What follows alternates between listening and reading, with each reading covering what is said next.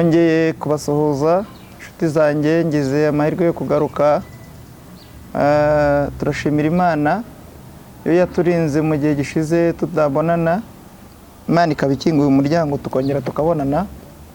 Izina ry'Uwiteka nirihimbazwe. Nitwa Vedaste Ndakimana, ntuye mu Rwanda i Kigali muri Kicukiro. Ndi umukozi w'Imana, ndi n'umupapa. Buriya hari abantu benshi batabizi, buriya ndashaje, ndetse ko ngo iyo umuntu ashaje atabivuga. Umuntu uri kugenda ajya gusaza niwe uvuga ko ashaje, ariko ndakuze. Mfite umudamu, mfite umuryango, nduye i Gahanga mu murenge wa Gahanga nyine. Ndashimira Imana kuko nongeye kugaruka kubonana n'inshuti zanjye tukaganira ijambo ry'Imana. Mu bintu binezeza umutima wanjye ni ukuganira ijambo ry'Imana. Ijambo ry'Imana kandi rifite imbaraga, rifite ubuzima. Imana ishimwe cyane. Nifuje rero ko dusangira ijambo ry'Imana dusanga muri Zaburi ya 11. Turasoma ku murongo wa 3. Zaburi ya 11:3 haranditswe ngo niba imfatiro zishenywe umukiranutsi yakora iki? Niba imfatiro zishenywe umukiranutsi yakora iki? Imfatiro zishenywe umukiranutsi yakora iki? Ese imfatiro zijya zisenywa? Ese hari imbaraga zishobora gusenya imfatiro? Urufatiro rushobora gusenyuka ukavaho. Na Nebukadinezari yigeze aza asenya urusengero rw'i Yerusalemu. Yarukoreho ibintu byinshi, ningira mugisha tuzongera tubiganire. Ariko yararusenye, asenya inkuta, asenya Yerusalemu, n'abantu bose arabanyaga, aratwara. Yerusalemu hamera nk'aharangiye, ariko umugambi w'Imana wari ugihari. Ndifuza ko tuganira ku rufatiro rumwe Satani ajya asenya. Iyo umwanzi ashaka kugusenya akwereka abo yabanje gusenya. Iyo ashaka kugushobora akwereka abandi yashoboye. Iyo ashaka kugutsinda akwereka abandi yatsinze. Nasomye inkuru zo mu gitabo cy'Umugenzi, nabonye ibintu bikomeye. Harimo umukristo ahaguruka ava mu mudugudu irimbukira ajya muri Siyoni, ngo hagurukana n'imbaraga, aragenda ngo ariko agira abagabo 2 bamukurikira. Ariko ndavuga umwe witwaga Nyamugijya Nino, afatwa n'umutima wo kumukurikira, ngo ariko mu by'ukuri ni Nyamugijya Nino, ntazi aho ava, ntazi n'aho ajya. Ariko umukristo bageze imbere ngo agera mu gikombe cyitwa Mucisha Bugufi. Iryo zina ry'icyo gikombe ubwacyo ni igikombe kigaragazamo gusenyuka k'urufatiro. Mucisha Bugufi yahuriyemo n'akaga gakomeye, ahuramo n'ingorane zikomeye, ahuramo n'igihanda, icyago cyitwaga igihanda nyine. Cyari gifite ibintu 4 kiratanaga. Icya mbere cyari gifite imyambi, umubiri wose aho cyakoraga hose cyahavanaga umwambi wo kurasa mu Kristo. Cyari gifite amazi mu kanwa, uruzi ruzamuka. Biravuga ngo ni ukunyagiza umuntu, ni ukuyagusukaho ukanyagirwa kandi izuba riva. Bigereranywa n'ibigeragezo umuntu ashobora guhura nabyo, akagenda yanyagiwe mu bandi, yanyagiwe mu muryango, yanyagiwe mu kazi, kandi izuba ririmo riva. Cyagiraga umuriro kikoherezaho ugashya abandi bakonje. Muri make ni ibigeragezo binyuranye iminsi n'ibihe. Icyo cyago cyamubwiye amagambo akomeye, kiramubwira ngo wa mugabo we, uwo mwami wihutira wirukangira, twarabanye, twarakoranye, ariko twarashwanye. Mukristo ngo agitega amatwi, kiramubwira ngo impamvu yatumye dushwana hari ibintu 4 adashoboye atajya akorera abantu. Icya mbere ntabwo ajya atabara. Abantu bose bamukorera bagira iherezo ribi bagapfa nabi. Icya kabiri, iyo agerageje gutabara atabara atinze. Agutabara ibintu byarakomeye, agukiza indwara wararembye, amafaranga yarashize, waruriye indege, abantu barakurambiwe, akubakira urugo warashaje, ibyiringiro byarashize. Muri make agutabara atinze, aguha akazi warahindutse iciro ry'imigani. Kimubwira ibintu bikomeye aramubwira ngo kandi abika inzika ntajya ababarira ngo yibagirwe.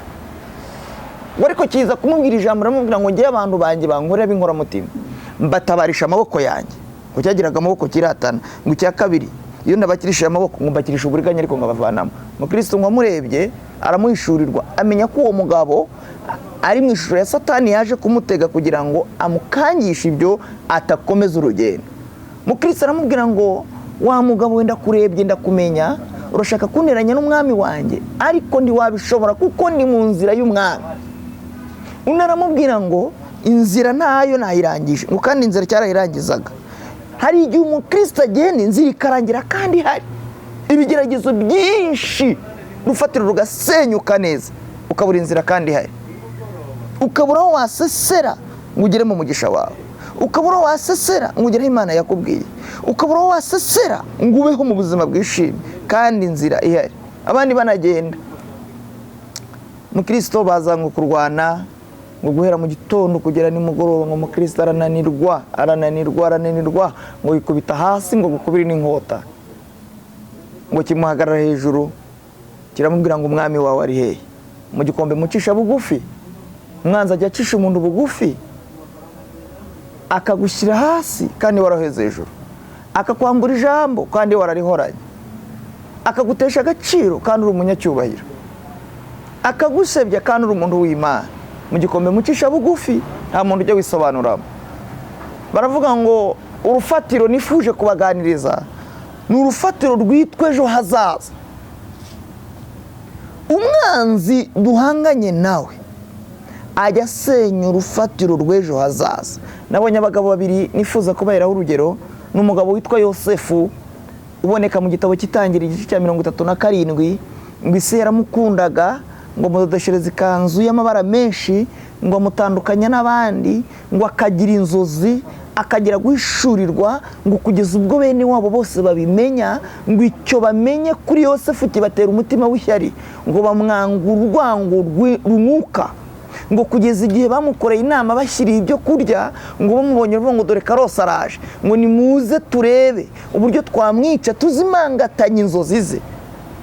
Baramufata ngo bamwambura ikanzu, ngo bafata isekurume y'ihene ngo bayinika mu maraso, ngo bayohereza se baramubwira ngo umenye niba ari ikanzu y'umwana wawe cyangwa niba atariyo. Ngo bicazwa no kurya imitsima, ngo ariko bakora inama yo kumushyira mu rwobo kugira ngo bice ejo he hazaza. Urufatiro rw'ejo hazaza. Yesu niwe wenyine ujya wubaka ejo hazaza. Imana ishimwe. Reka mabwire nimwongere mukora umwitozo, mwe gusengeraho ngo tuzabaho gute. Muriho, umuntu uriho ntakwiye kwibaza ngo nzabaho gute kandi ariko icyo kintu Imana yarakirangije kera, ahubwo ukwiye kurwana n'intambara z'uburyo uzavaho. Kubaho uriho, wabisengera wabiririmba uriho, kongera kubyibaza uriho, icyo si ikibazo, ahubwo uzavaho gute.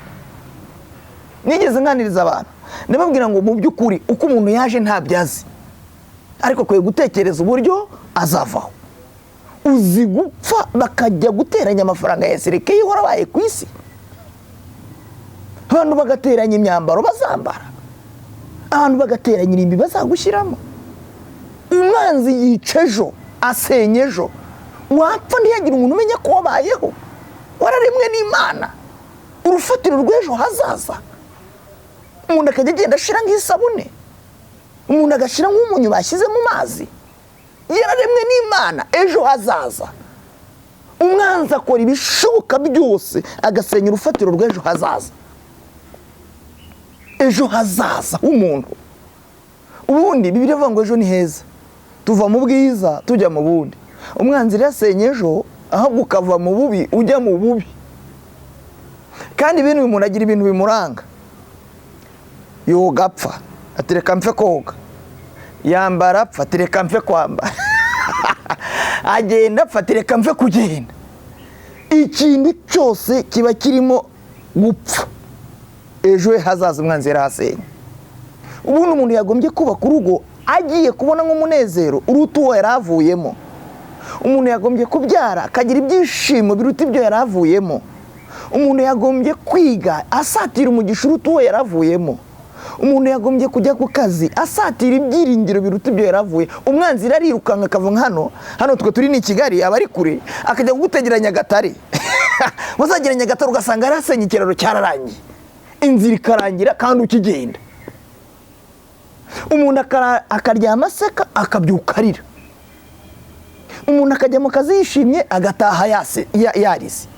Ejo hazaza Yosefu hari harangiye, hari hashize, kugeza ubwo bamushyira mu rwobo. Umuntu muzima ni nk'ibitoki bashyize mu rwina. Ejo hazaza barimo batiza se. Umwanzi yari yishe ejo hazaza.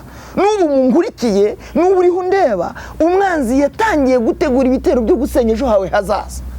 Kuko uricara nawe ukahabura, ntiwabona umurage uha abana, ntiwabona icyo uraga umugore. Abakozi bagenda mumaze gushwana, ujya ku kazi umaze gushwana n'umugore, kandi si wowe ejo hazaza. Umwana arakubaza ngo tuziga gute, ukajya kumusengera. Ibyo nibisengerwa bikore. Ejo hazaza ntufite icyo wavuga mu muryango. Nta muntu waguhungiraho ngo umurage ejo. Nta muntu wakubwira ngo ejo nzaguha iki, nawe ubwawe ntacyo wavuga. Kubera iki? Umwanzi yasenye ejo hazaza.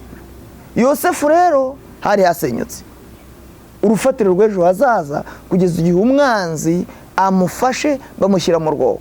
Bamukuye mu rwobo, mwumve ko umwanzi ashenye ejo hazaza, bamushyira ku igare. Nase bamushyize ku igare n'amashu. Bamushyize ku igare se ni ibitoki bagiye kugurisha. Bamushyize ku igare se ni imyumbati bavanye mu mirima bahinga. Ni ikimenyetso kivuga ngo ejo hazaza hawe harangiye, havuye. Imana rero nayo, haleluya, mu masezerano itanga iravuga ngo ejo nzabikora, ejo nzagukiza, ejo nzakurinda, ejo nzagutabara, ejo nzakubaka, ejo nzagusana. Urufatiro rwawe rw'ejo hazaza ni urufite mu biganza byawe. Umwanzi nubwo agambirira kuhasenya, Imana nayo ihashyira imbaraga. Bantu bankurikiye, mwirebere ubuzima none, nimurebe ko ejo hanyu ari heza. Mwanditse aravuze ngo kurira kwararira umuntu nijoro, ariko bwacya mu gitondo impundu zikavuga. Umva ukuntu Yobu yavuze. Yaravuze ngo njye ubwanjye mu gice cya 19:25 nzi ko umucunguzi wanjye ariho kandi amaherezo azahagarara. Ubwo arimo aravuga ejo uruhu rwanjye nirumara kubora nzareba Imana mfite undi mubiri, amaso yanjye azayireba sayundi, ngo umutima wanjye umarwa n'urukumbuzi. Haleluya. Ejo ni heza kwa Kristo, ku bantu b'Imana, ku bantu bariho, ku bantu bagihumeka. Ejo ni heza mu bantu bafite amasezerano. Ejo ni Imana itanga amasezerano n'ibyo izakora, ntitanga amasezerano n'ibyo yagukoreye. Nurebera mu buzima rero mu gihe uhagazemo, umwanzi arashaka kugusenya. Rebera ubuzima bwawe muri ejo hazaza. Urufatiro rero rujya rusenyuka, ariko nashaka kubabwira ngo hari urufatiro rwitwa ejo hazaza umwanzi atazigerageraho. Bantu munkurikiye, mukomere, mwihumure, mugire ibyiringiro, mwe gutinya, mwe guterwa ubwoba n'ibihe. Nyiribihe arahari, ejo hazaza ni heza. Yosefu byarangiye bite? Bamugejeje no mu kazi ko mu rugo, ajya kwa Potifari, ajya no muri gereza. Ariko amaherezo Yosefu yavuyeyo, Imana yarashyize imbaraga kuri ejo hazaza, aba uwa kabiri mu gihugu cya Egiputa cyose. Imana ishimwe cyane. Hari igihe none waba ufite agahinda, ufite umubabaro, wabuze uguhumuriza, wabuze ugukomeza, wabuze ugusura, uri kwa muganga, barimo barakubika, imiti yabuze, igisubizo cyabuze, barimo barakubwira ngo ugiye gupfa, ariko humure ejo. Hari igihe wahura n'umuntu agusura aryamye, ejo mugahura ugenda. Ejo ni heza. None waba uteze ibiganza, ejo nawe ugatanga. None waburira, ariko ejo ugakomera. Imana ishimwe, Imana ishimwe. Imana yakuntumye kuguha kuguhumuriza nkubwire ngo wari utewe ubwoba n'ejo hazaza, ariko Imana yamaze kuhashyira imbaraga. Imana yashyize imbaraga, irashaka kukurinda ejo, irashaka gutabara ejo, irashaka kukugirira neza. Uyikomezeho, uyiringire, uyihange amaso. Nta wayikoreye ngo yikorere amaboko, nta wayikoreye ngo abure uko abigenza. Imana ifite ubushobozi, ifite uburinzi, ifite imbaraga, ifite kukugirira neza ejo. None bagutega iminsi, ariko ejo Imana ikarema ubuzima bwawe. Yosefu rero byarangiye yabaye umuntu ukomeye mu gihugu cya Egiputa, yabaye uwo kwifuzwa, yabaye umuntu nawe ubwe waha abandi ibyiringiro, akabakorera ikiganiro akababwira ngo iyantabaye niyo Mana ishobora byose. Uwa kabiri ni Yefuta. Yefuta umuryango warateranye uramuca. Mu gice cya 11 cy'abacamanza baramuca ngo nuko avuka ku wundi mugore. Reka mbabwire, hari abana bagiye bavuka batabisabye, nta n'umuntu wavutse ko ashaka. Cyakora umuntu ashobora kugera amerwe akisanga aho ashaka, ariko hari igihe umuntu avuka akisanga mu buzima adashaka. Ubwo buzima rero bwateye Yefuta gucibwa, baramuca baramwirukana ku manywa y'ihangu, ngo ariko ahantu agiye, amen, ahantu agiye ngo ukuboko kwiza kw'Imana kubana nawe. N'ubu hari abantu banyumva baciwe, mu miryango baraciwe, mu bavandimwe barabaca, inshuti zirabaca, abakoresha barabaca, abo basenganye barabaca, abo babanye barabaca, abo babanye ku karago barabaca, abo biganye barabaca, baguca kubera ubuzima ubayemo. Nawe ubwawe ntibigeze uhitamo, ugira amahitamo y'uko uzabaho, ariko Imana ifite ejo hawe. Ngo aragenda ngo Imana ibana nawe, ngo imutiza abanyamaboko, imutiza imbaraga, imutiza ubushobozi, imutiza gutsinda, ngo kugeza igihe bene se bose bamanutse baragenda bamwikubita imbere, baramubwira ngo twarakwanze turakwirukana, ngo ariko Imana tumaze kubona ko yari iri kumwe nawe. Imana ishimwe. Urwo rufatira umwanzi yarusenye rwo mu muryango, ariko Imana irongera irarwubaka. Abamuciye baragenda bamwikubita imbere, baramubwira ngo tumaze kumenya ko Imana yawe ari Imana ishobora byose. Reka nkubwire, ntuzigere wisobanura, ntuzigere uburana. Imana yawe ifite umugambi wo kukuburanira, ikakuvuga, ikakuvuganira, ikagutabara, ikakurengera, ikakurinda, ikagusubiza agaciro, ikakuremera ibyiringiro byane ndetse n'ibyo mu gihe kizaza. Iyo niyo Mana mbabwira, niyo Mana ifite imbaraga, niyo Mana ifite ububasha, niyo Mana irambura ukuboko kwayo ntihagire uguhina, niyo Mana ikingura, ni Imana itumva amabwire, ni Imana igutabara ntigucyurire, ni Imana itagutega iminsi, ni Imana itakubaza aho uvuka, ni Imana itakubaza seve, ni Imana ishobora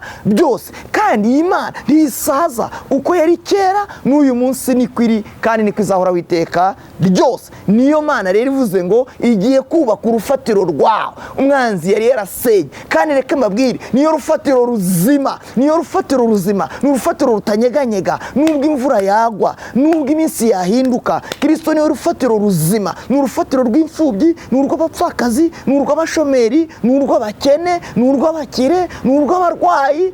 Yesu we, nibutse ubutumwa bwiza uko bwanditswe na Yohana igice cya 5. Haleluya. Ngo hari umuntu wari uryamye ku irembo, aryamye ku kidendezi, ngo hamaze imyaka 38, imfatiro zarasenyutse, abantu baramutaye, inshuti zaramusize, asigaye ari wenyine, ariko afite amaso areba baseka wadaseka, afite amatwi yumva bashima we ntashimwe agira. Muri ku munsi umwe urufatiro ruzima rwitwa Kristo amekuja kabisa. Haleluya. Aramubwira ngo byuka wikorera uburiri bwawe, pega urufatiro rwiza. Imana ishimwe, Imana ishimwe, Imana ishimwe, Imana ishimwe, Imana ishimwe, Imana ishimwe. Unteze amatwi, imyaka 38 yayimaze aryamye, yarabuze urufatiro na rumwe, yarabuze uwamuhumuriza, yarabuze uwamukomeza. Hari igihe umuntu abaho, abantu mwavukanye mwonse ibere rimwe, ntihagire uguhumuriza, wabyara ntihagire uguhemba, warangiza ntihagire ugusura, warwara ntihagire ukugemurira. Ariko Kristo niwe rufatiro ruzima,